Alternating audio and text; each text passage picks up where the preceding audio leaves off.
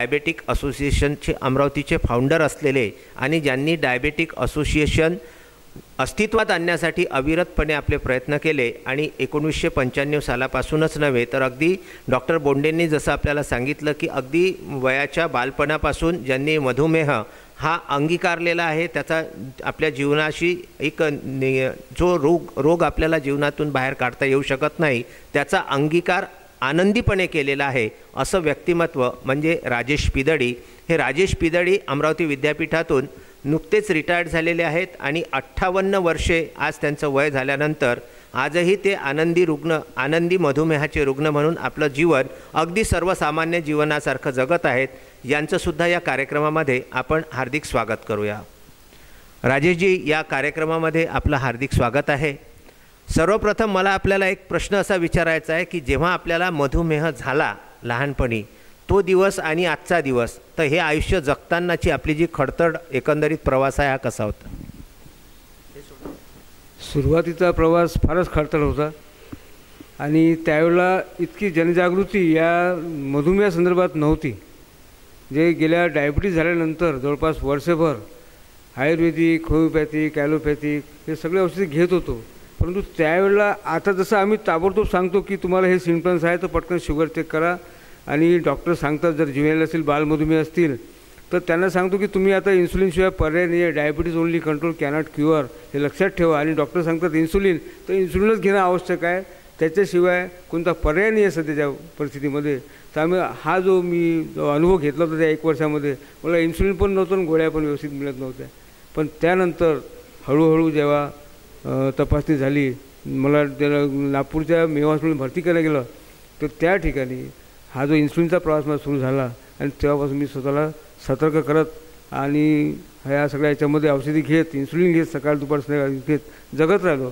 मग मी जो दुःख याच्यामध्ये म्हणजे जो मला अनुभव आला याच्यामध्ये या प्रवासात की बुवा आपण काहीतरी करू शकलो पाहिजे, तर या डॉक्टर बोंडे साहेब, doctor Milind Jagtap, doctor Ravindra Chordia, doctor Praful Kadu, doctor Daphale या सगळ्यांच्या सहवासात जेव्हा आम्ही आलो आणि मग विचार झाला, बोंडे साहेबांनी प्रस्ताव ठेवला की आपण अशा प्रकारची डायबिटीज असोसिएशन स्थापन करू शकलो तर ती चालू आपली निरंतर सुरू राहील का?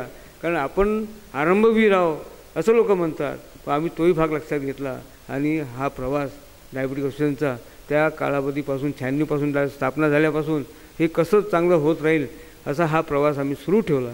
त्याच्यामध्ये चांगले लोक येत गेले, चांगले मोठे कार्यक्रम झाले, कितीतरी कॉन्फरन्स झाल्या, कितीतरी शिबिरं झाली, खेड्यापाड्यातसुद्धा आम्ही गेलो, तिथेसुद्धा याच्यावर जनजागृती केली. तर हा जो प्रवास आहे हा याच्यामध्ये आमचे जितके फिजिशियन आहेत अमरावती शहरामधले त्यांचं फार मोठं योगदान आहे. कारण फिजिशियनच नसतील तर आम्ही हा उपक्रम राबवूच शकत नाही. आमच्या पहिल्या आणि तिसऱ्या रविवारी जे फिजिशियन येतात त्यांच्यामुळेच बऱ्याच गोष्टीचा या ठिकाणी लोकांना फायदा होतो. डायटिनसुद्धा येतात, सुंदर या ठिकाणी निवेदन देतात, स्वतः पर्सनल व्यक्तिगत स्वरूपात ते इथे लोकांना मार्गदर्शन करतात. तर असा हा प्रवास डायबिटीजचा सुरू आहे. दरवर्षी आम्ही रॅली काढतो, तिथेसुद्धा लोकांना जनजागृती हेतू उद्बोधन कार्यक्रमसुद्धा ठेवतो, तपासण्यासुद्धा ठेवतो लोकांच्या. आणि जे लोक प्रश्न विचारतात, आता माझ्या घरीसुद्धा ज्युवेनाइल डायबिटिक पर्सन जिथे आहेत ते त्यांचे आईवडील येतात, बालमधुमेही असतात बिचारे, त्यांना माहिती नसते की इन्सुलिन कुठं घ्यायचं, काय घ्यायचं, कसं जगायचं, किती दिवस लागणार. त्यांना असं वाटतं की टायफॉईड आहे आपल्याला 15-20 दिवसाचं लागतं, तसं आपल्याला 15 दिवस औषध लागेल. तर त्यावेळेला मी त्यांचे पूर्ण समाधान झाल्याशिवाय ते माझ्याकडून जात नाही. असं समाधान करण्याचं काम या डायबिटीज असोसिएशनच्या माध्यमातून आणि त्याचा एक घटक म्हणून जनसंपर्क अधिकारी म्हणून मला लोक विचारणा करतात, सांगतात, सगळी माहिती करतात, नामोल्लेख करतात. पण मी असं स्वतःला समजतो की मी एक या संस्थेचा घटक आहे आणि ते मी केलं पाहिजे. कारण जे दुःख माझ्या नशिबी आलं त्या नवीन लोकांच्या, नवीन मुलांच्या नशिबी येऊ नये, त्यांना सहज सुलभ जीवन जगता आलं पाहिजे, त्यांच्यात धाडस निर्माण झालं पाहिजे, त्यांच्यात प्रेरणा मिळाली पाहिजे, त्यांच्यात ऊर्जा निर्माण झाली पाहिजे की पुढे चलून त्या कुटुंबामध्ये तो सगळ्यात चांगला त्या घरातला घटक कसा राहील, तो त्याचं घर कसं पुढे नेईल अशी हिंमत देण्याचं काम आम्ही या सगळ्या लोकांकडनं जे काही शिकतो त्याचा प्रसार मात्र मी माझ्या पद्धतीने करतो. एवढंच या प्रसंगी सांगतो. आणि या जागतिक मधुमेह दिनी सर्व मधुमेह व्यक्ती, त्यांचे नातेवाईक या सगळ्यांना शुभेच्छा देत दीपावलीच्यासुद्धा शुभेच्छा देतो आणि थांबतो. जय हिंद, जय महाराष्ट्र. तर हे होते राजेश पिदडी. गेल्या अनेक वर्षांपासून अगदी लहानपणापासून मधुमेह नावाचा रोग आपल्या शरीरामध्ये बाळगून स्वतः हसत खेळत सर्वसामान्य जीवनयापन करणारे म्हणून राजेश पिदळी हे सर्व विख्यात आहेत.